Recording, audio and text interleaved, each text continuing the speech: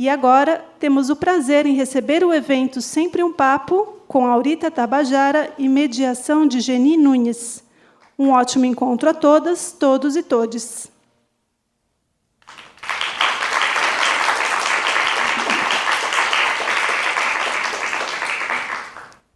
Boa noite a todas as pessoas aqui presentes. Sejam bem-vindas, bem-vindos e bem-vindes ao auditório do Sesc Vila Mariana para essa edição do Sempre um Papo com as participações de Aurita Tabajara e Geni Nunes. Os encontros do Sempre um Papo são gravados e postados no canal do YouTube do projeto. A presença no teatro autoriza o uso das imagens e posterior difusão. O projeto Sempre um Papo, idealizado pelo jornalista e escritor mineiro Afonso Borges, nessa edição em parceria com o Sesc, apresenta uma série de encontros que reúne escritores e escritoras indígenas e personalidades envolvidas com as lutas dos povos originários, para conversar sobre temas que convergem para uma visão mais ampla sobre cultura, natureza, ancestralidade, sustentabilidade, entre outros assuntos. Estes encontros valorizam a diversidade cultural ao visibilizar os saberes e fazeres de povos indígenas, além de abordar os desafios e processos de fortalecimento cultural decorrentes da escolha de registrarem seus conhecimentos por meio da escrita alfabética. Geni Nunes é doutora no programa de pós-graduação interdisciplinar em Ciências Humanas da UFSC, na linha Gênero e suas interrelações com geração, etnia e classe. Mestre no programa de pós-graduação em Psicologia Social, na mesma universidade, na linha Processos de Subjetivação, Gênero e Diversidades. A partir de uma perspectiva anticolonial e contracolonial, pesquisa relações étnico-raciais, branquitude, não monogamia, etnogenocídio e outras colonialidades. Autora do livro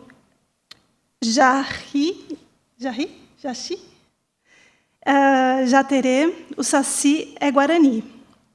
Organizadora do livro Não Monogamia LGBT, pela APECU em 2020, e autora de capítulos de livros e artigos de temática étnico-racial e de gênero.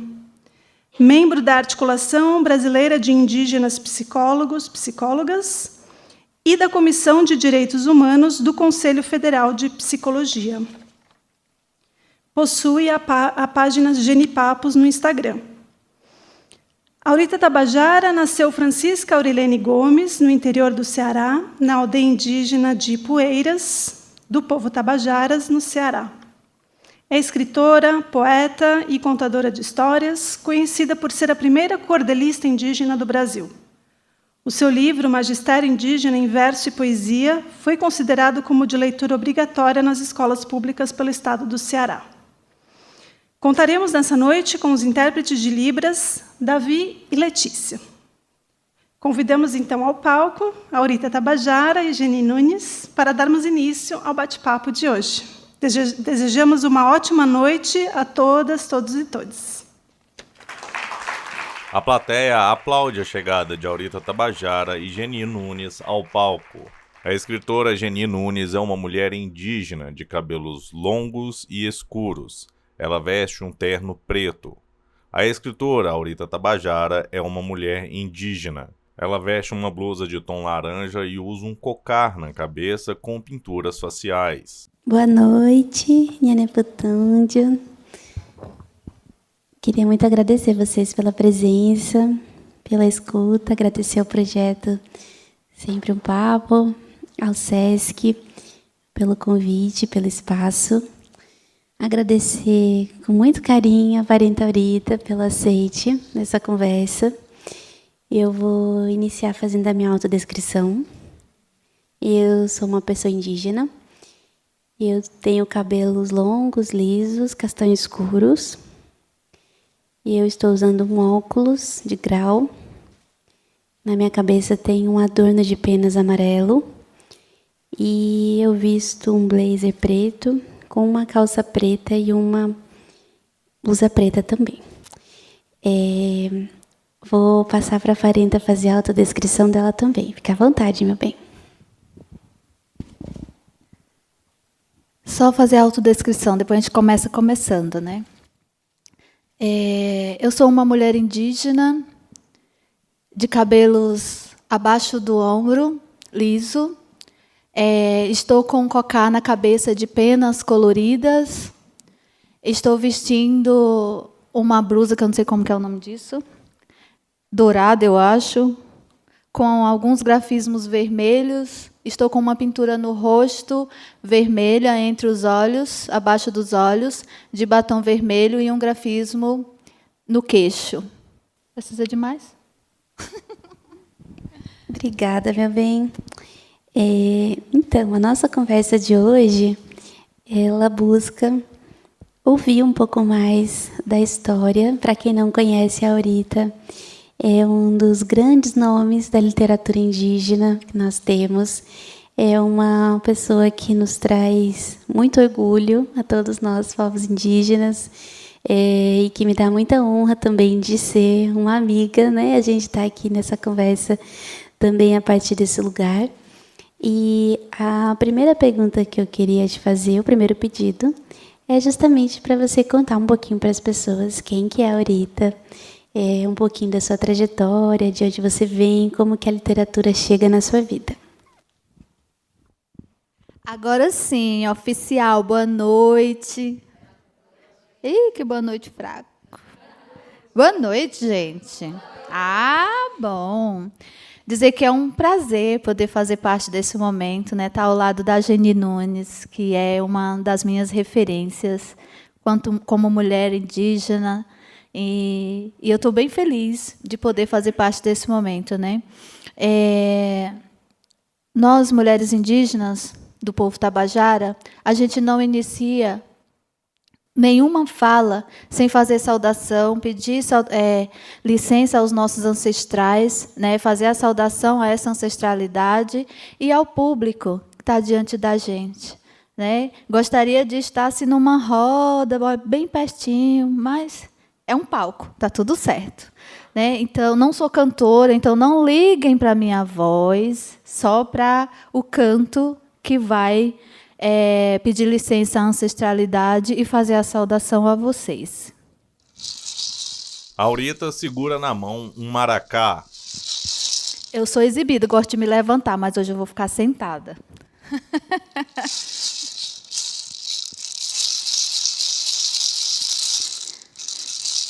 Na nossa aldeia tem sementes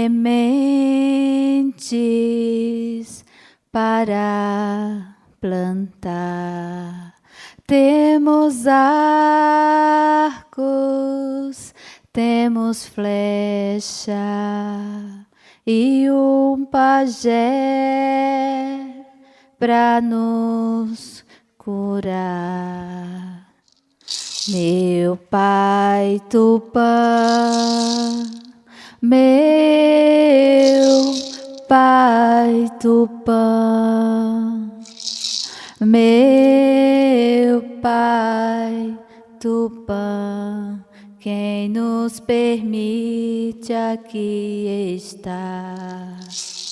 Meu pai Tupã, meu pai Tupã, meu pai Tupã, quem nos permite aqui estar. Já esqueci até a pergunta que tu fez, mas vou me apresentar em cordel. Sou Aurita Tabajara, nascida longe da praia, fascinada pela rima e melodia da jandaia. No Ceará foi a festa, meu leito foi a floresta, nas folhas de samambaia. Minha essência ancestral me encontra cordelizando, em amparo faz-me existir, e ao mundo eu vou contando que a minha forma de amar ninguém vai colonizar. De arte vou me armando. Filha da mãe natureza, mulher guerreira eu sou, com a força feminina 5 séculos atravessou. Cada vez mais sábia e forte, o meu medo é a morte que o preconceito gerou. Hoje, esta mulher levanta com letra e voz autoral contra toda a violência por um amor ancestral de um corpo ensanguentado, usado sem ser amado, mas com espírito imortal. Minha avó é referência desde o tempo de menina até me tornar mulher. As histórias que ela ensina me incentivam a falar que a mulher tem seu lugar, raiz que nunca termina. Eu não sou como Iracema, a de José de Alencar. Sou do povo tabajara, onde canta o sabiá. Minha aldeia tem imburana e minha terra é soberana pelo toque do maracá. Eu estou vendo duas celebridades ali, o Daniel Munduruku e a Tânia. Como que foi a pergunta mesmo, parenta? Como que a literatura chegou na minha vida, né? Olha, eu fui alfabetizada em casa, né? Eu fui uma criança que não tive a oportunidade de ir para a escola na minha infância. Então, aos 6 anos de idade, eu aprendi a ler e escrever em casa. De tanto ouvir a minha avó declamar, que minha avó é uma declamadora, né? Ela não sabe ler, não sabe escrever no papel, mas é uma pessoa que declama muito bem o cordel, que veio ouvindo lá, né, desde a mãe, da bisavó dela. E hoje tem 94 anos, minha avózinha, é parteira, é benzedeira, é mesinheira, e é uma das maiores contadoras de histórias de lá da nossa região. Então, minha avó é minha avó. Vocês vão ouvir muito eu falar da minha avó. E aí, com 6 anos de idade, quando a minha tia mais nova, ela foi embora para a cidade, para trabalhar nas casas de famílias, e ela precisou aprender a ler e escrever, para fazer comida. Como que é o nome? As receitas. E aí, quando ela voltou para casa, ela me ensinou a ler, só que eu queria aprender a ler na rima. Eu não queria aprender a ler igual todo mundo, né? O alfabeto, naquele tempo tinha as sílabas, né? Não sei como que é agora a alfabetização. E eu não queria assim, eu queria ler as rimas, eu queria aprender a saber como que lia uma rima, porque naquela época também eu não sabia. Eu estou falando daquela época, gente, porque eu não sou novinha, né? Já tenho 46 anos, linda e maravilhosa. E aí, naquele tempo, eu não ouvia a palavra cordel, né? Era o romance, era a rima. Então, eu queria ler assim, igual o meu pai, o meu avô também, que foi o meu pai, foi meu pai de criação, fui criado com os meus avós, ele cantava com o gado, com as toadas, né? Que para mim eu chamava de música personalizada, de toadas personalizadas, porque não estava escrito em lugar nenhum. Então, aquela forma do meu avô falar com o gado era a forma que eu queria falar com o público. E até hoje eu me atrevo assim, porque eu só me apresento em cordel, né? Então, a rima, para mim, ela foi, desde muito criança, me incentivando a querer saber o que era ler e escrever. Mesmo na família, sem ter ninguém que sabia ler e escrever, só a minha tia, que já aprendeu já depois dos 30 anos de idade. Então, aprendi muito rápido a ler e a escrever, né? E quando fui para a escola, que até hoje a gente mora, a minha região, a aldeia do meu povo, fica numa região bem de difícil acesso à cidade, né? Então, é no topo da Serra da Ibiapaba, lá no Ceará. Então, é difícil o acesso à cidade, não tem escola perto. Então, quando eu fui para a cidade, para a escola, eu tinha 9 anos de idade. Quando eu cheguei na escola, eu queria tudo fazer rimado, né? Já cheguei me atrevendo, assim, tudo rimando. E não fui compreendida na escola, porque todos os dias eu ficava de castigo. Mas, para mim, não era castigo, até porque eu não tinha muito conhecimento com essa palavra, o castigo. Então, eu ficava num cantinho, a diretora me dava um caderno, um lápis, e dizia que era para mim escrever o que eu tinha feito, o que eu estava pensando. O que eu estava pensando? Escrever poesia. Então, bote poesia no caderno. Então, para mim, não soava como castigo. E no outro dia, o que acontecia? Eu chegava rimando com o que eu tinha escrito o dia anterior. E assim, aos 9 anos de idade, foi quando nasceu o meu primeiro texto, que é o Grão, que ele não está metrificado, até porque aos 9 anos de idade eu não sabia, eu não tinha noção do que era metrificar um texto, né? E o cordel ele precisa atender essas regras da métrica, da rima e da oração, né? Tem algum cordelista aí na plateia, alguma cordelista? Só para mim. Não tem? E aí, até hoje, eu não deixei mexer nesse texto de forma nenhuma. Posso declamar ele? Posso, plateia? Ah, não, só se você disser assim. Oh. Ah, agora eu declamo. Nasci em 70... Mentira, estou declamando o texto errado. Vou contar-lhe um segredo que aprendi como enredo recitando em poesia, de um grão que foi plantado, cultivado e germinado para se praticar todo dia. Esse grão vem da memória, transformado em história para nossa educação. Um velho quem me contou sobre o grão que já brotou no despertar da tradição. Eu fiquei imaginando na cabeça, martelando o que esse grão significa. Será bom para comer? Para ninguém queria dizer, vai que esse grão não fica? Fui perguntar lá no rio, mas ele estava com frio e não quis me responder. Voltei até o curral, mas não tinha um animal para algo me dizer. Fui perguntar para a Jandaia, que se banhava nas praias para o lado de Fortaleza. Ela me mandou voltar e os ancestrais a escutar e ouvir a mãe natureza. Aí me veio a lembrança, meu tempo de infância, que os velhos me diziam, que prestasse atenção na chamada educação, não deixar a cuca vazia. Eu ouço histórias na aldeia e para que outros leiam, escrevo aqui no papel. E o grão que estou deixando é outra geração buscando mesmo em forma de cordel. Esse foi o meu primeiro texto, que nasceu quando eu tinha 9 anos de idade. Ele é bem mais longo, 10 estrofes, eu acho. Esse eu declamei, acho que 5, 6.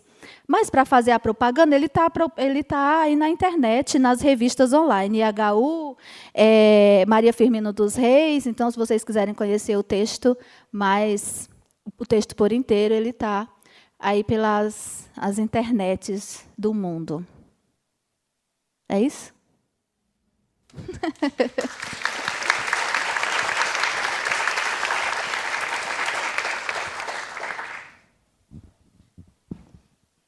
É uma dádiva te ouvir.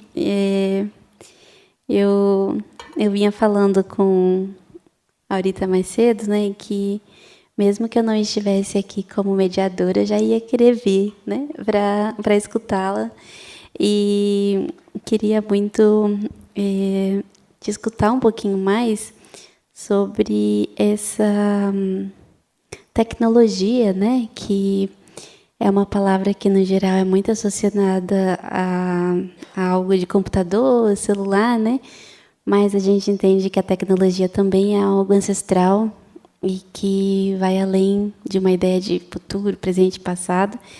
Mas o que eu estou falando nesse sentido é para te ouvir um pouquinho sobre como essa literatura se conecta e fortalece o seu pertencimento, ainda que geograficamente, por vezes, distante do território, né?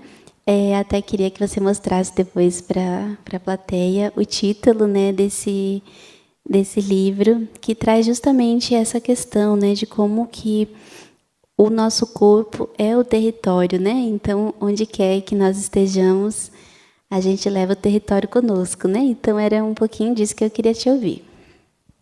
Eu te disse para não fazer pergunta difícil. Esse livro, ele...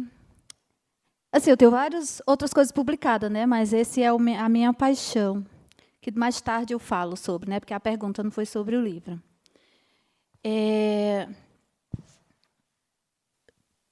Na nossa aldeia, agora está chegando a internet e tal, só tem... Em 2000, que foi colocado luz elétrica na minha aldeia, foi em 2007. Não.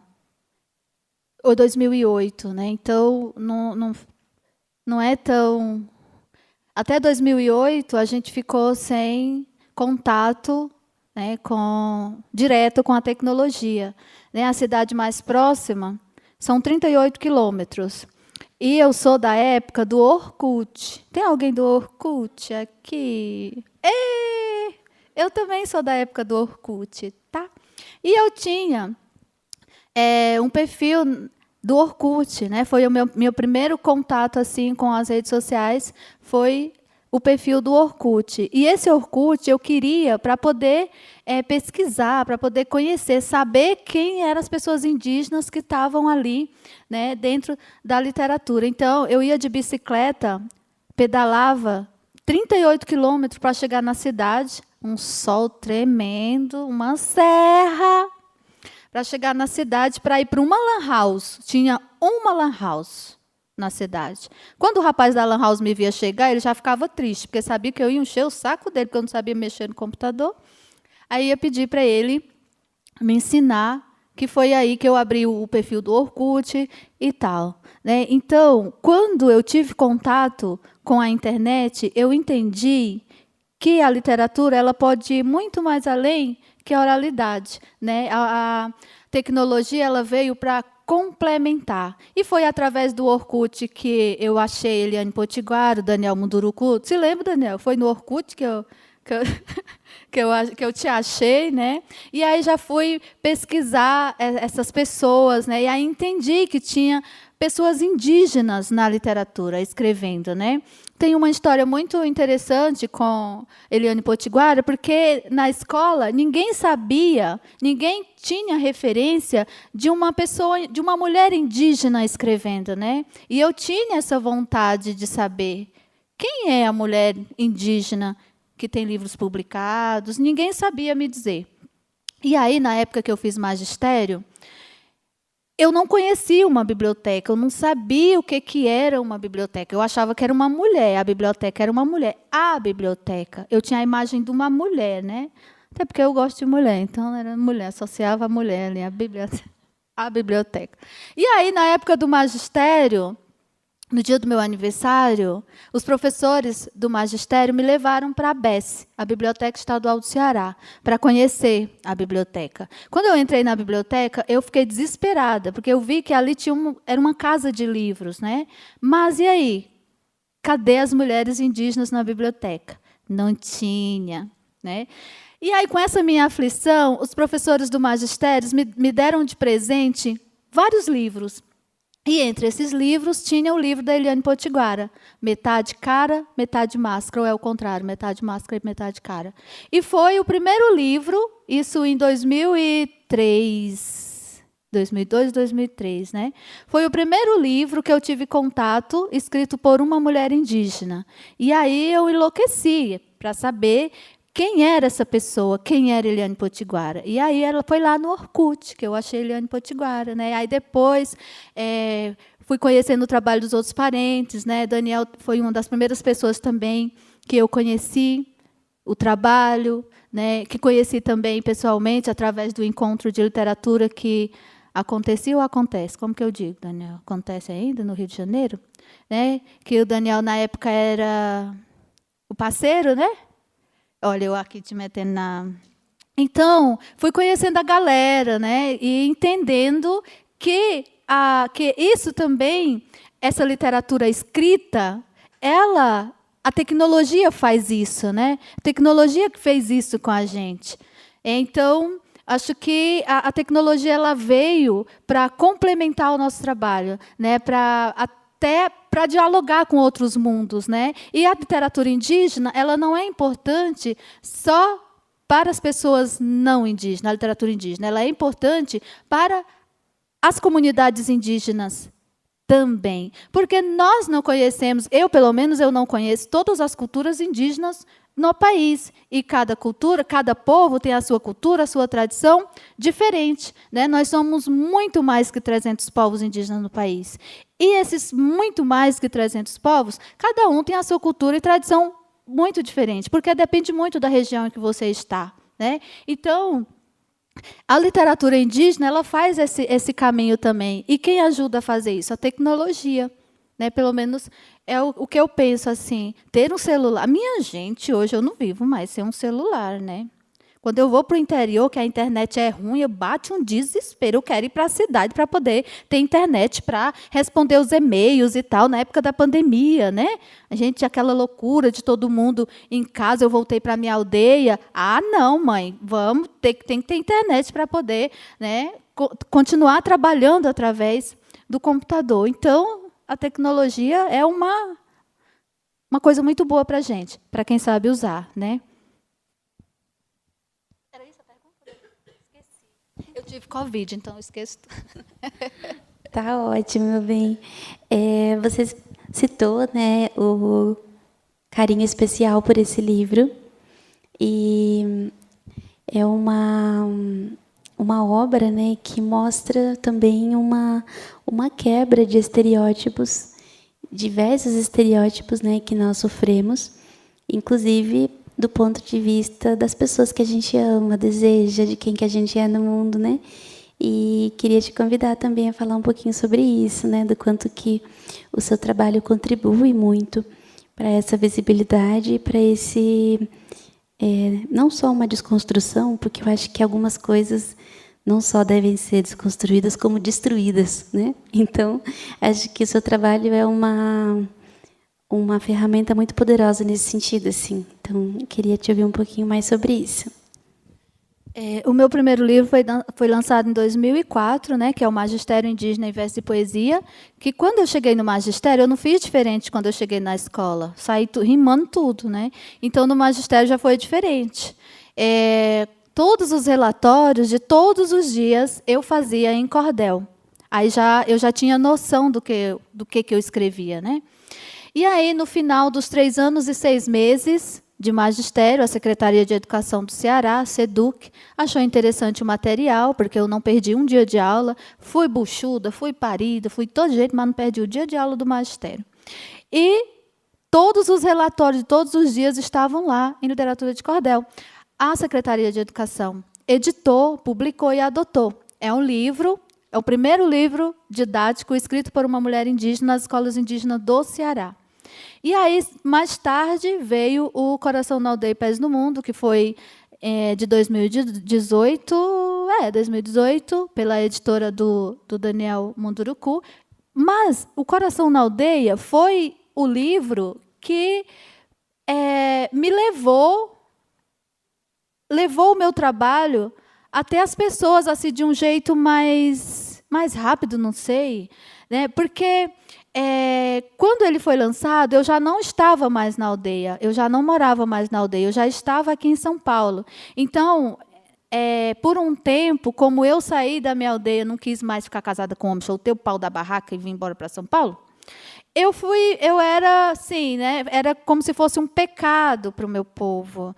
É lógico que eu entendo que os nossos anciões, os nossos velhos, eles foram contaminados pelas coisas ruins que tem aí fora também, que é o machismo, né, que é a homofobia, que é as coisas ruins que a gente já sabe que em toda a sociedade existe. Então, por eu ter deixado a aldeia, ter deixado um marido tadinho, olha a ironia, está sendo gravado, né? Na aldeia, com crianças pequenas, né, foi assim uma coisa muito, muito ruim no ponto de vista das pessoas mais velhas. E foi o Coração na Aldeia e Pés no Mundo que fez esse reverso desse pensamento. Que as lideranças, que isso é importante, a gente, nós que somos mais jovens, em todas as comunidades indígenas, a gente escuta os nossos velhos, né? A gente não, por motivo nenhum, pelo menos no meu povo, a gente não bate de frente com os nossos velhos. A gente senta e escuta, né? De alguma forma, o que ele está falando para a gente vai tirar algum aprendizado daquilo. Basta saber ouvir com os ouvidos do espírito.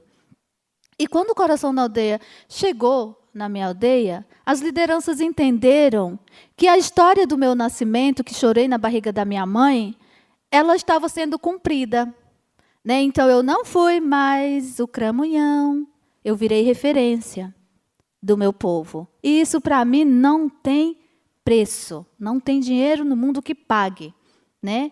De você... Eu falei o cramunhão porque tinha um cramunhão aí numa novela, né? Da Juma. Pois é. Eu era o cramunhão. Agora, como referência, quem fez isso foi o Coração na Aldeia e Pés no Mundo. Então, ele é meu xodó, que tem me levado em várias partes do país, até fora do país também. E é um livro que vem com uma quebra de padrão também na literatura de cordel. Porque até então não existia um livro escrito por uma mulher indígena em 2 modalidades na literatura de cordel, que é a sextilha e a septilha. São versos de 6 versos e versos com 7 versos. Né? E o coração dele traz isso também. E aí vem com a representatividade das duas cores que nós usamos, que é o genipapo, com as estilogravuras, preta, né? E o urucum, que é o vermelho. A força dos grandes guerreiros e a força da grande mulher guerreira, através da pintura do urucum. Então, esse livro, para mim, ele é muito importante. Né? E ele está na biblioteca de Washington para a pesquisa das universidades, e foi o livro que inspirou o filme que conta a minha história, que é o filme A Mulher Sem Chão. Tem muitas histórias.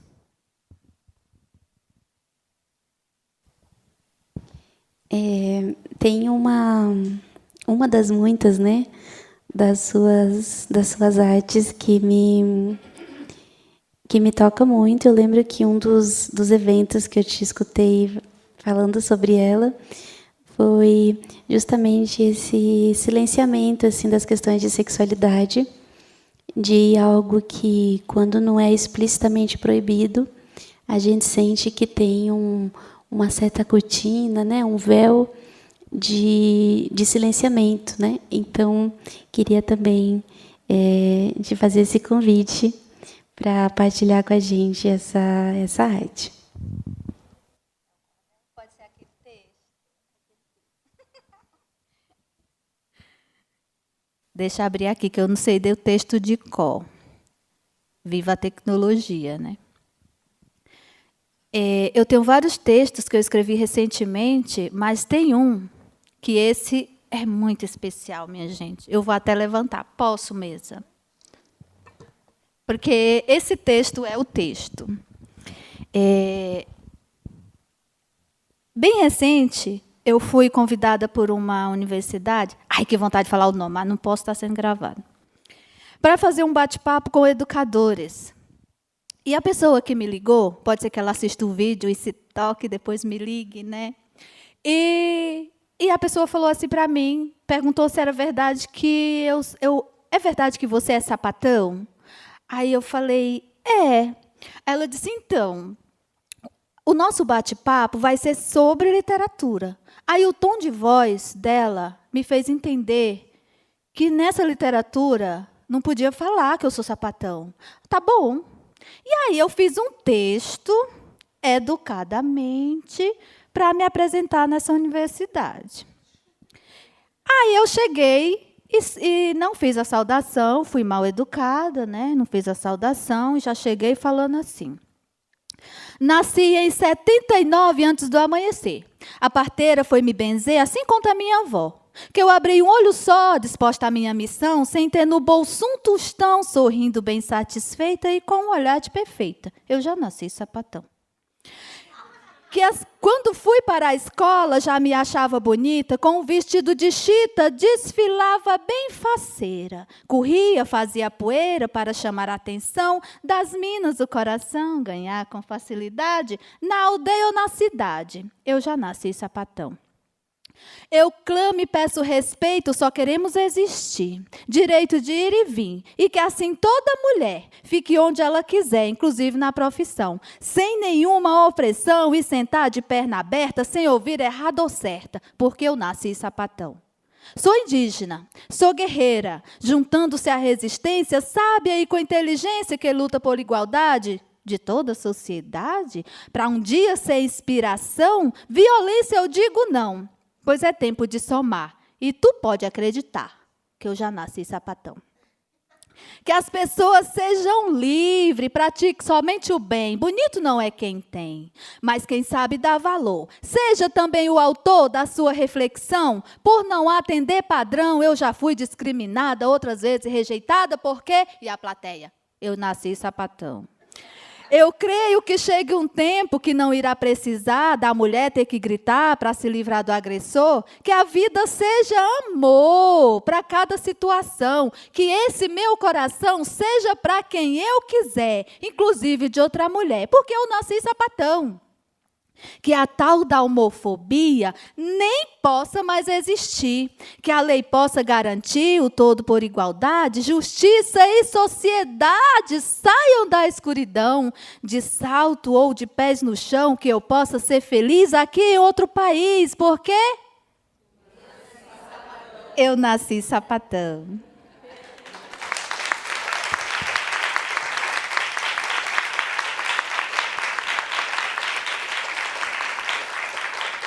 Obrigada. Eu fiz desse jeito na universidade. E a plateia inteira, eu nasci sapatão. Não era para falar, né? Então, a plateia inteira falou. E aí, depois, houve assim, aquele silêncio. Eu pensei, vou ser expulsa, né? Porque não era para falar. Olhe, as 2 horas de bate-papo só gerou em torno do texto. Tem maneira melhor de brigar? Não tem, gente. Através da literatura. É tecnologia. Né? Então, olha que força, que poder tem a literatura na nossa vida. Pelo menos na minha vida, é uma coisa fantástica. Assim. Tudo que eu vou fazendo, a literatura está no meio. Os meus versos, os meus cordéis estão lá. Tudo eu vou rimando. Né? Tive 4 filhos, tem a história dos 4 filhos rimados, e por aí vai. Então, tudo na minha vida vai através da literatura. Gostaram do texto? Sim!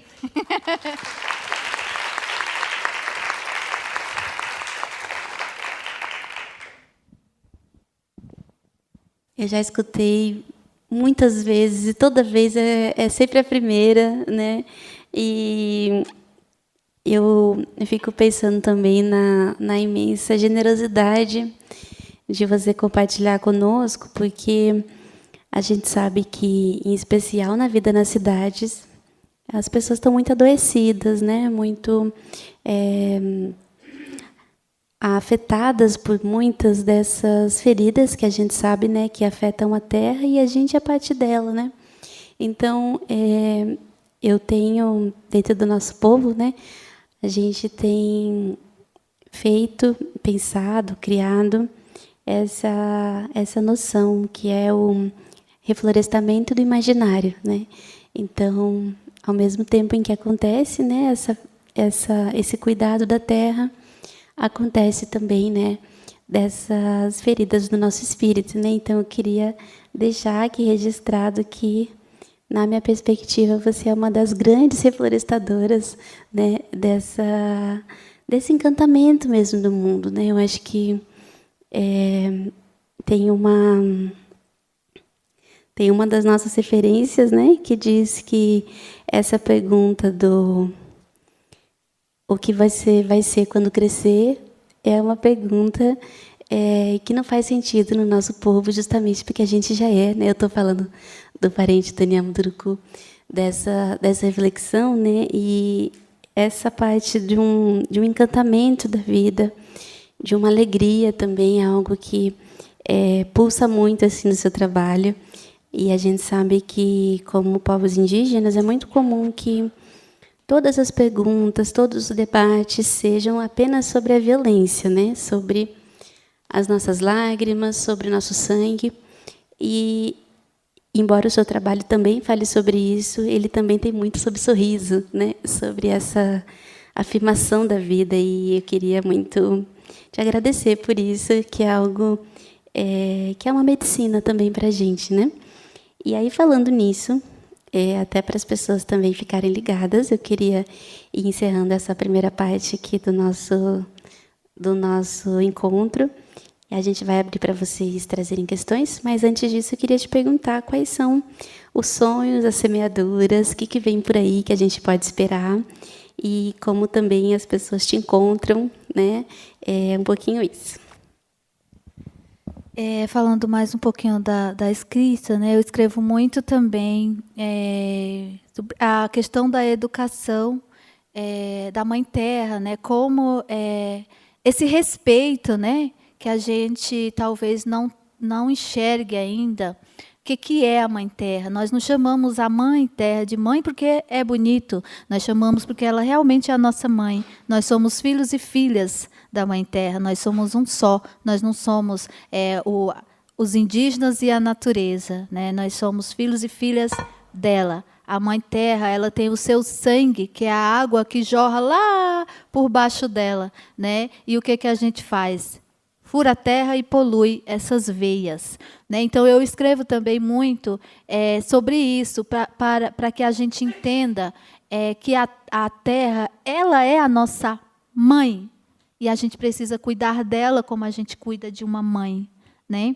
Para que a gente viva mais, que a gente não acabe por aqui, né? Que a gente consiga, que a nossa geração ela tenha também a Mãe Terra para sobreviver, para viver, né? A Mãe Terra. Então, eu tenho vários textos também sobre essa questão da poluição e tal. Sobre os projetos, tem o filme que ainda não foi lançado aqui em São Paulo, né? Mulher Sem Chão, que eu estou muito ansiosa para que ele lance, quero ver o público, o que será que o público vai achar disso, né? Depois de assistir os bate-papo e tal. Estou muito ansiosa para ver esse momento acontecer.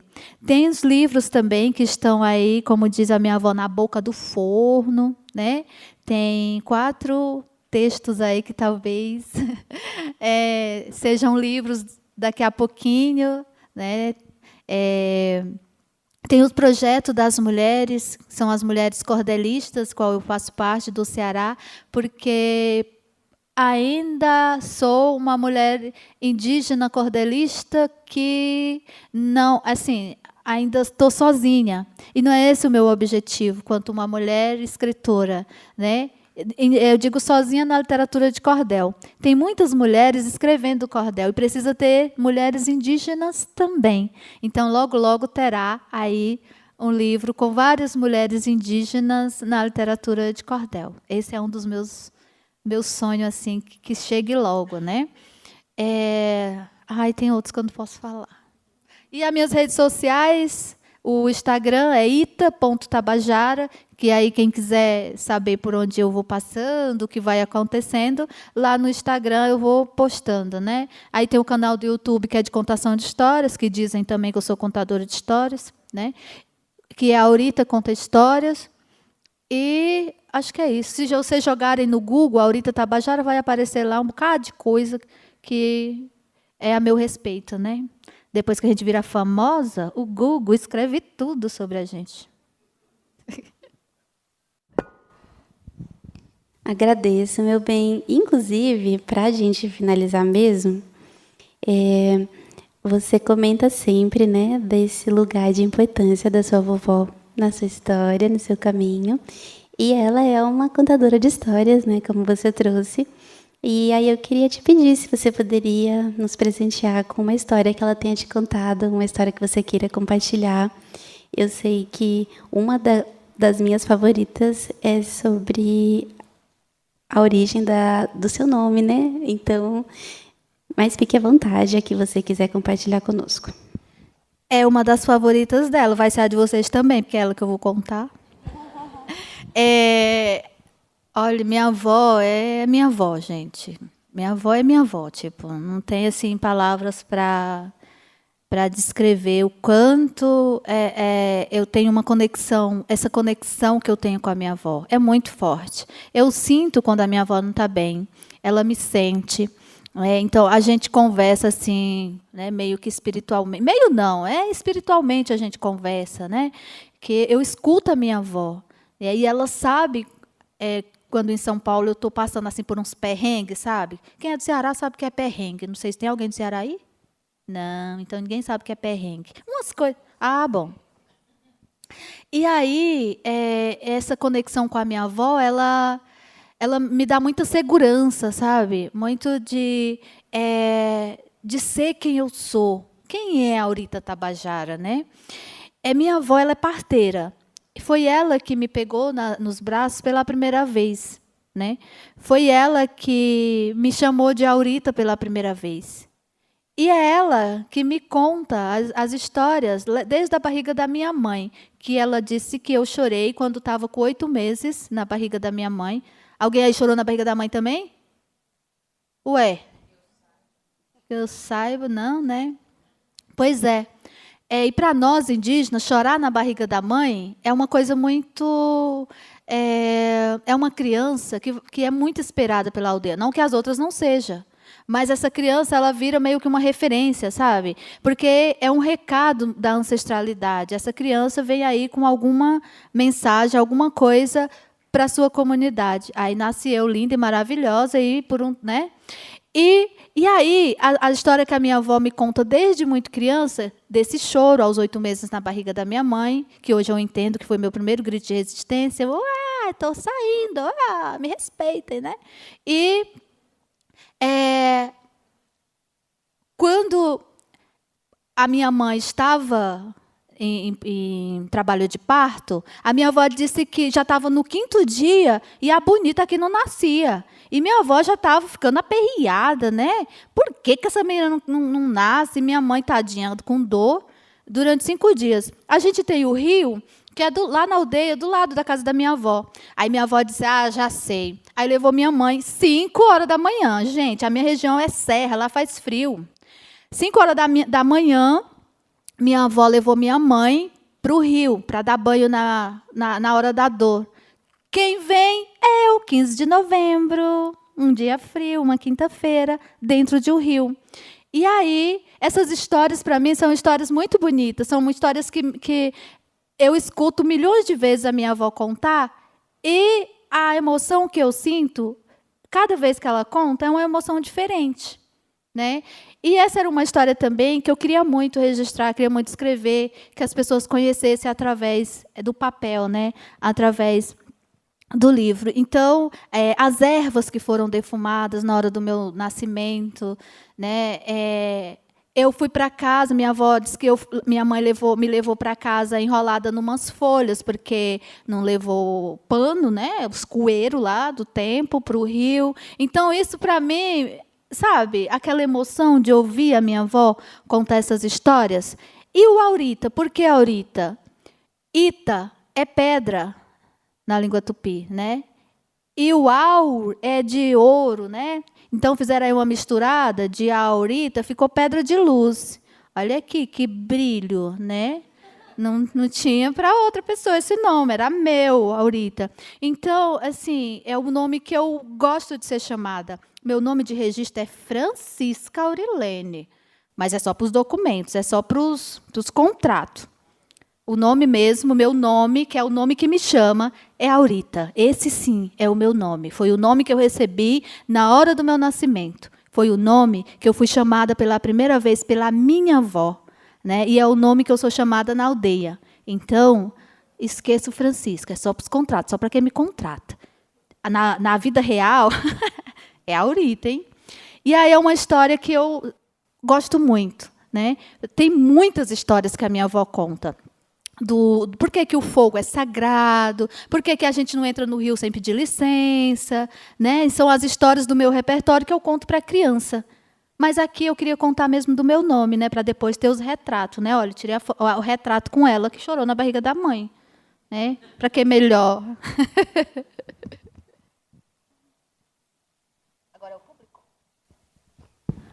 Eu acredito que sim. Eu queria agradecer por ter compartilhado conosco.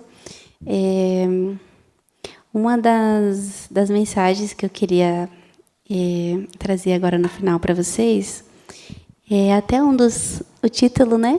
A arte de versar a vida. E o nosso convite também é para que vocês também possam abrir espaço para essa construção, né? Dentro do cotidiano, dentro da vida de vocês, porque dentro do nosso povo, a palavra também pode ser uma vestimenta, pode ser um colo, pode ser um amparo. Então, ter o direito à própria palavra, ter o direito ao próprio nome, é ter o direito à própria dignidade, é ter o direito à vida, né? Então, esse processo é até algo que eu e o parente Natanael Vilhava, que é Guarani também, que ele diz, né? Que nós construímos um artesanato narrativo, né? Então, é esse o convite que a gente quer finalizar aqui com vocês. E vocês ouviram, né, que a Aurita gosta muito de ser chamada pelo nome verdadeiro dela. E eu queria agora, junto com a salva de palmas, que vocês dissessem o nome dela bem alto, que é para todo mundo saber que esse é o nome dela. Muito obrigada, gente.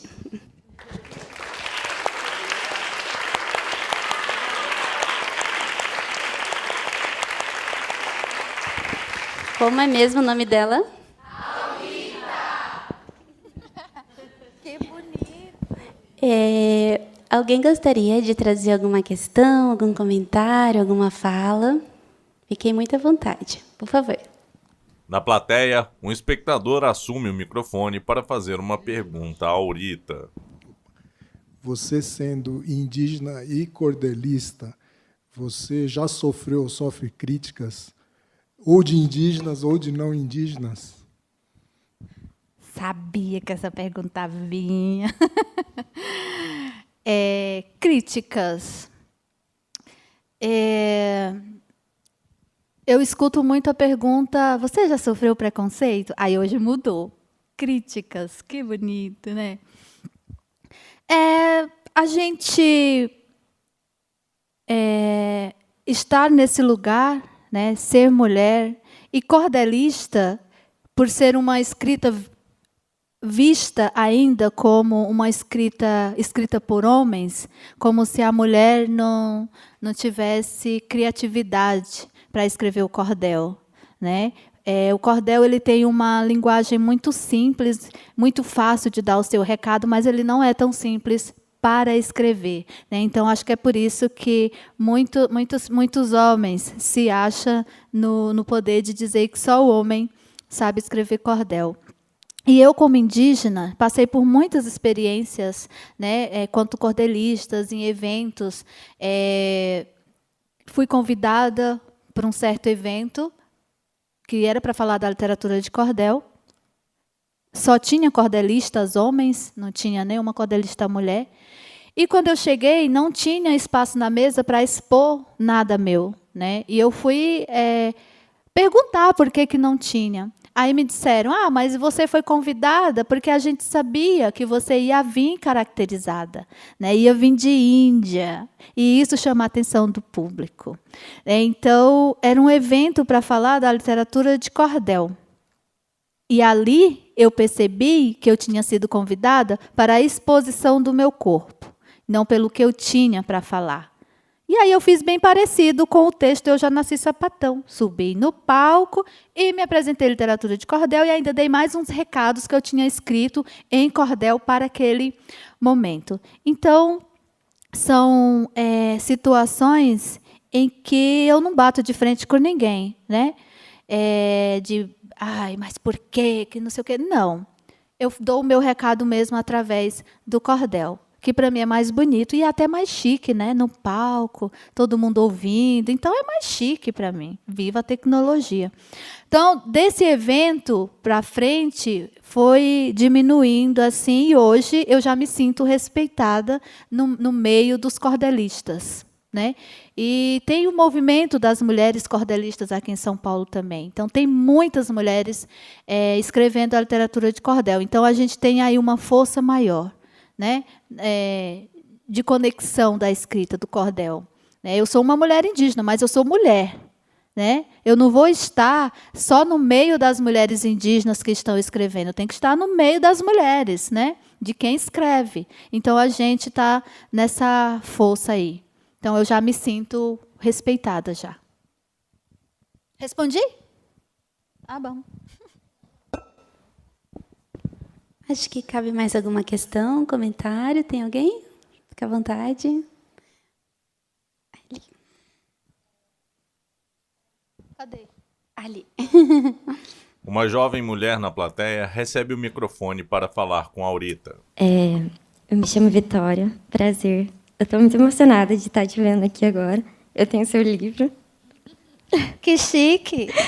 Sim, e eu lembro que quando quando ele chegou na minha casa, eu super li ele para minha mãe, e eu te mandei uma mensagem no Instagram com uma poesia que eu escrevi, inspirada por você. E você me pediu no Instagram que eu gravasse declamando, mas eu nunca consegui gravar esse vídeo. E aquilo ficou, tipo, no meu coração, sabe? Então, hoje eu vou declamar para você.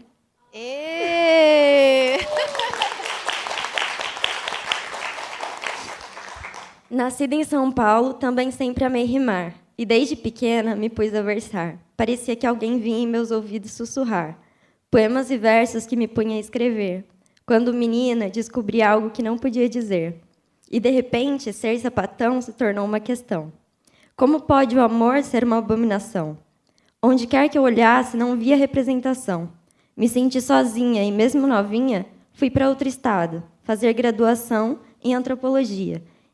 E quem diria, até mestrado. Mas eu sabia que um dia voltaria, muitas saudades da família e preocupação. Veio então a pandemia, e eu voltei. Mas logo a partida de minha avó dilacerou meu coração. Não sei por que quis lhe contar, mas imagine a alegria que senti ao te encontrar. Uma mulher indígena que tem muito a contar e a ensinar, que rapidamente se tornou para mim inspiração. Devorei seu livro em menos de uma hora, tamanha empolgação. E talvez esse seja meu modo de lhe entregar o abraço apertado que eu gostaria de lhe dar. Esse abraço pode ser agora? Posso?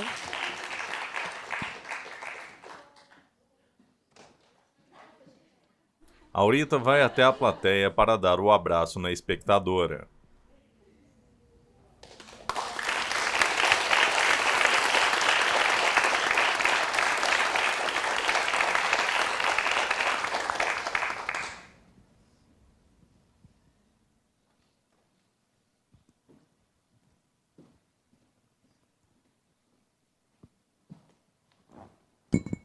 Obrigada.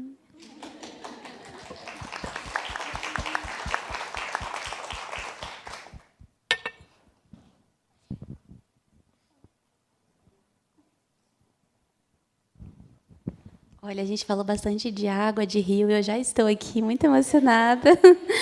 Muito obrigada por ter compartilhado conosco, pela sua presença.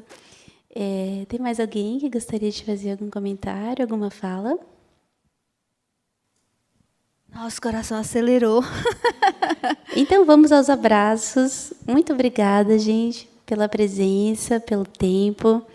Foi um prazer para mim, Aurita, mediar essa conversa, estar aqui com vocês.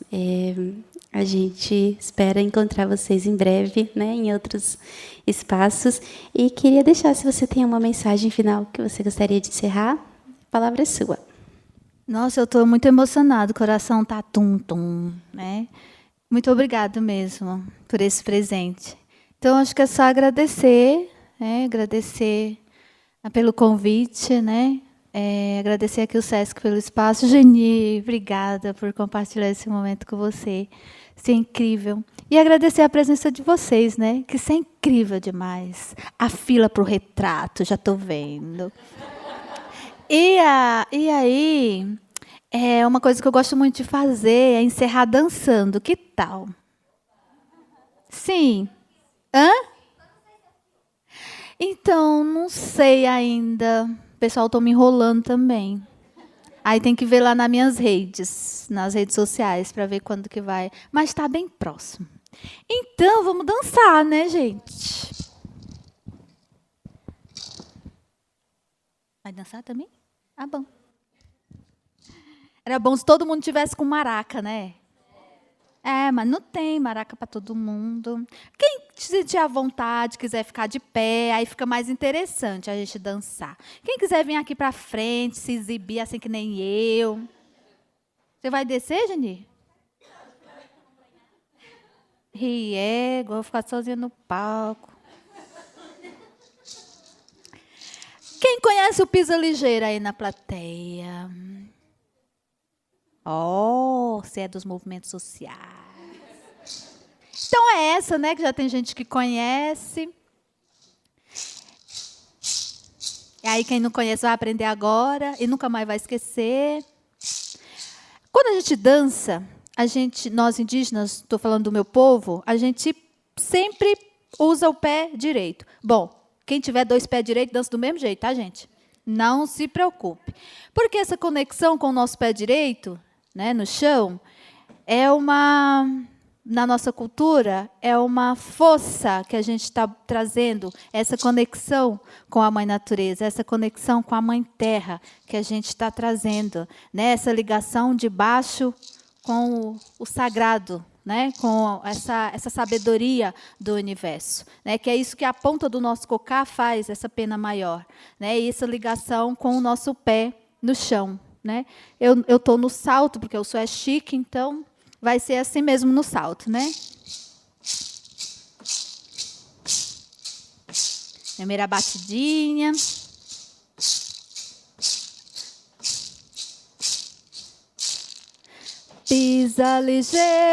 Pisa ligeiro, quem não pode com a formiga não assanha formigueiro. Pisa ligeiro, De pé, diversos espectadores acompanham os movimentos ensinados por Aurita. quem não pode com a formiga. Quem não pode com a formiga. Aí a gente só aumenta um pouquinho. Pisa ligeiro, quem não pode com a formiga não assanha formigueiro. Pisa ligeiro, quem não pode com a formiga não assanha formigueiro. Quem não pode com a formiga. Quem não pode com a formiga. Aí só mais rápido. Pisa ligeiro, quem não pode com a formiga não assanha formigueiro. Pisa ligeiro, quem não pode com a formiga não assanha formigueiro. Quem não pode com a formiga. Quem não pode com a formiga. Só mais rápido. Pisa ligeiro, quem não pode com a formiga não assanha formigueiro. Pisa ligeiro, quem não pode com a formiga não assanha formigueiro. Quem não pode com a formiga. Quem não pode com a formiga.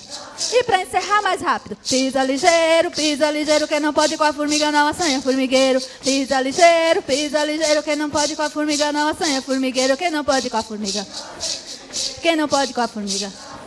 Quem não pode com a formiga. É isso, minha gente. Muito obrigada. De pé, a plateia se despede de Aurita Tabajara com aplausos.